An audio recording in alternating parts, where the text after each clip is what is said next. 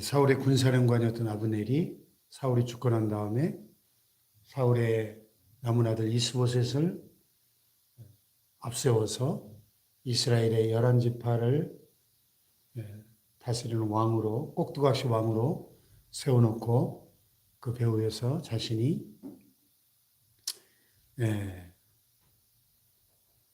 권세를 잡는, 자신의 그 야망과 권력욕을 위해서 이스보셋을 이용하는 그런 형국이었는데, 이스보셋이 아브넬과 감정적으로 대립하게 되고, 그래서 아브넬의 마음이 이스보셋에게서 돌아서면서 이제 유다 지파의 왕이 돼서 유다 지파 한 지파만을 다스리고 있는 다윗에게로 전령들을 보냅니다.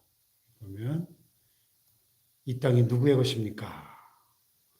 또 당신은 나와 더불어 언약을 맺읍시다. 내 손이 당신을 도와 온 이스라엘이 당신에게 돌아가게 하겠습니다.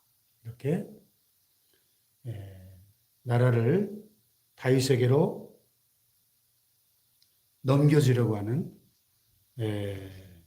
밀정을 보낸 거죠. 그러니까 성 어거스틴이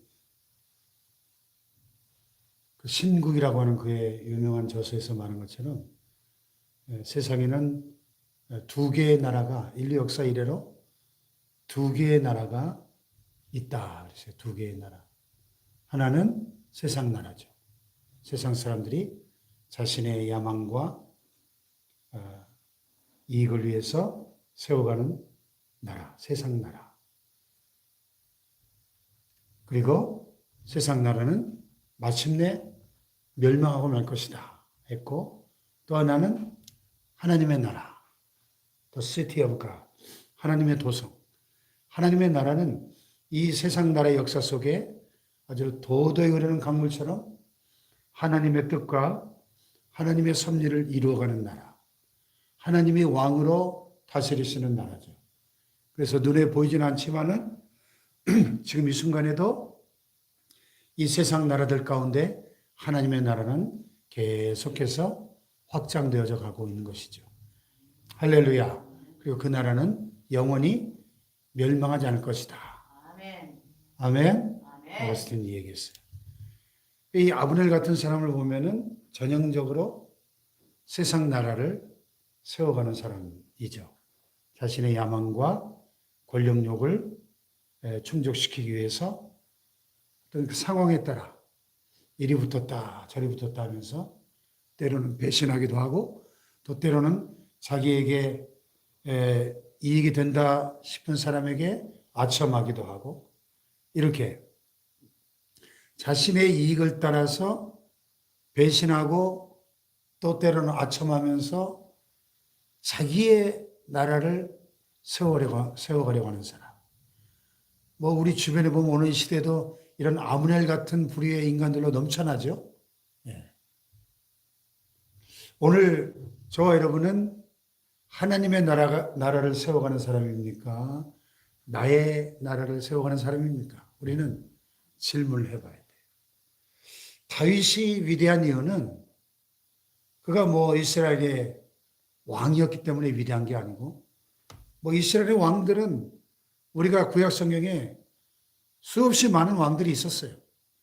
근데 그 많은 왕들 가운데서도 다윗이 혜성처럼, 밤하늘의 혜성처럼 빛나는 이유가 뭡니까? 다윗은 자기의 야망과 권력욕을 채우기 위해서 자기의 왕국을 세워가는 자가 아니라 철저하게 하나님의 나라, 제사장 나라, 하나님의 왕으로 다스리는 나라에 관심이 있었습니다. 할렐루야. 오늘 우리의 관심이 과연 세상 나라인가 아니면 하나님의 나라인가를 우리는 질문해 봐야 되는 거예요. 이 아브넬과 다윗의 이야기, 사울과 다윗의 이야기, 이어지는 이 다윗의 생애 속에서 자, 이 아브넬을 보세요. 예. 자기의 이익을 위해서 사울의 남은 아들 이스보셋을 내세웠다가 이스보셋과 관계가 틀어지면서 더 이상은 이 친구한테서 내가 어떤 이득을 얻을 수가 없구나 생각되니까 버리고 예. 원수지간이었던 다윗에게로 찾아와서 화친을 청하고 또 밀약을 맺습니다. 그러면서 이스라엘 나라를 통째로 다윗에게로 바치겠다고 이렇게 약속을 하면서 또 17절에 보면 이스라엘 장로들을 찾아가서 내가 여러 번 다윗을 너희 임금으로 세우길 구하였으니 이제 그대로 하라. 여호와께서 이미 다윗에 대해 말씀하시기를 내가 내 종 다윗의 손으로 내 백성 이스라엘을 구원하여 블레셋 사람의 손과 모든 대적의 손에서 벗어나게 하리라 하셨음이니라. 예.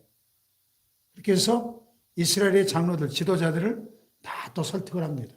이렇게 밀약과 설득으로 딱 이렇게 우리가 이런 사람을 모사꾼이라고 그러죠. 모사꾼. 정치꾼. 아주 정치적으로 이 협상력이 뛰어나고 이 기회주의자.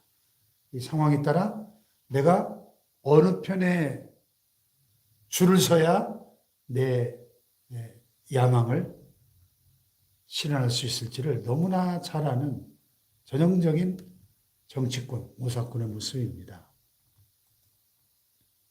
네. 그렇게 해서 다윗과 밀약을 맺고 또 이스라엘 장로들을 다 설득하고 그렇게 해서 자기 부하 20명을 데리고 헤브론에 있는 다윗에게로 나아갑니다.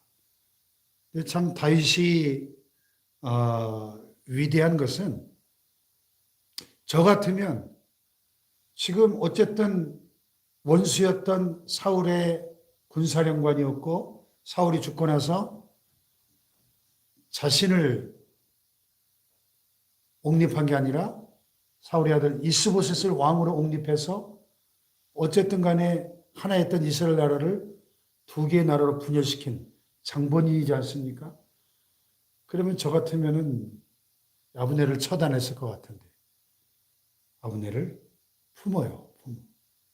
그와 함께 데리고 온 사람들을 위하여 잔치를 배설하고 네. 그러자 아브넬이 다윗에게 말합니다. 내가 일어나 가서 온 이스라엘 무리를 내 조왕 앞에 모아 더불어 언약을 맺게 하고 마음에 원하시는 대로 모든 것을 다스리시게 하리이다.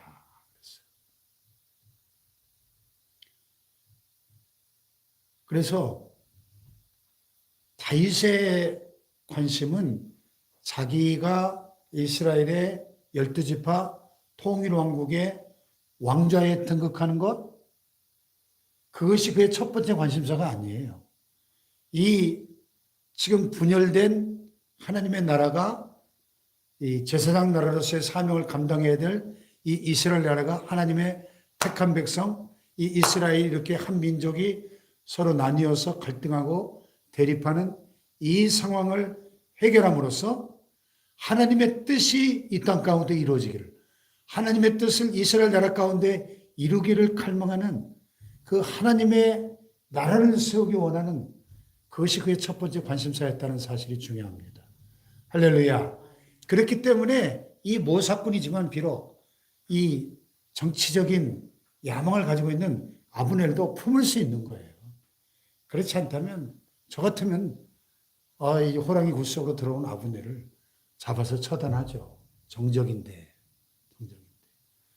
그러나 더 큰 하나님 나라의 비전이 있기 때문에 나의 왕국이 아니라 하나님의 왕국을 세워가는 킹덤 빌더 다윗의 이 위대한 하나님의 사람 다윗의 하나님의 나라를 세워가는 모습을 우리가 이 이스라엘 역사를 보면서 그것을 볼 수 있어야 되는 거죠. 할렐루야. 예. 그래서 예수님께서 산상보훈의 결론으로 그런즉 너희는 먼저 그의 나라와 그의 의를 구하라. 그리하면 이 모든 것을 너에게 더하시리라. 우리 모든 시대 모든 그리스도인들에게 주신 명령 아닙니까? 오늘 그러므로 나는 이 나의 남은 생애 가운데 우리가 한 번 왔다가는 두 번 살 수 없는 짧은 인생인데 과연 나는 무엇을 이루기 위해서 지금 발버둥 치고 있는가? 하나님의 나라와 하나님의 을, 하나님의 뜻을 구하고 있는가? 내 욕심과 나의 야망과 아브넬처럼 나의 어떤 그 권력욕을 채우기 위해서 몸부림치고 있는가? 우리 끊임없이 질문하면서 하나님의 나라를 먼저 구하고 하나님의 나라를 세워가는 하나님의 나라의 일꾼들 되시기를 주님의 이름으로 축복합니다. 먼저 하나님의 나라를 구할 때 그리하면 이 모든 것을 너에게 더하시리라 그랬어요. 자, 다윗이 먼저 하나님을 사모하고 하나님을 구하고 하나님의 나라에 초점을 맞출 때 하나님께서 이 모든 것을 다윗에게 더해 주신 거예요. 할렐루야. 이스라엘 역사상 가장 부강한 황금 시대를 40년 동안 통치하게 하시는 최고의 성군으로 높여주시는 겁니다. 이런 다윗과 같은 복된 생애가 되기를 주님의 이름으로 축복합니다. 아멘. 기도하십시다. 하나님, 나의 이익을 따라 배신하고 아첨하고 나의 왕국을 세워가는 아브넬 같은 인생이 아니고 하나님의 나라에 우선순위를 두고 하나님의 나라를 세워가는, 그래서 하나님의 마음에 합한 사람, 다윗과 같은 삶이 되게 하여 주옵소서. 주여 삼창을 기도합니다. 주여, 주여, 주여.